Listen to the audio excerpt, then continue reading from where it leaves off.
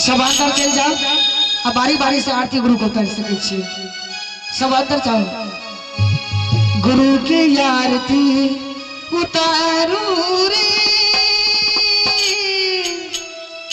सतगुरु साहिब की।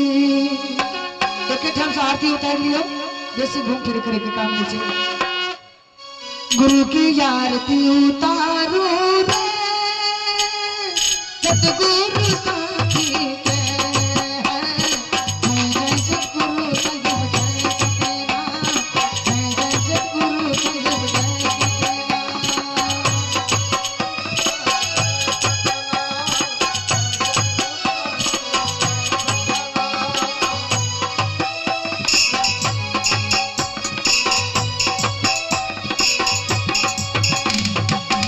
हरि मंगला है हरि तारी गुरु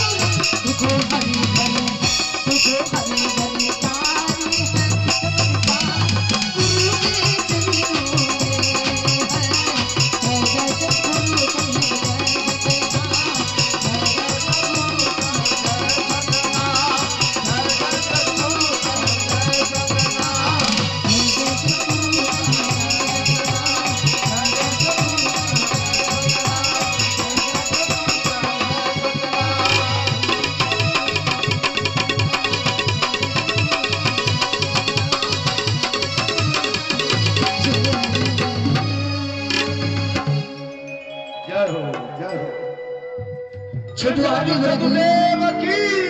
जय आओ बारी बारी एक तो सब चले जाओ अंदर एक रो और एक भजन से मालिक से अर्जी करे छी जे गुरु के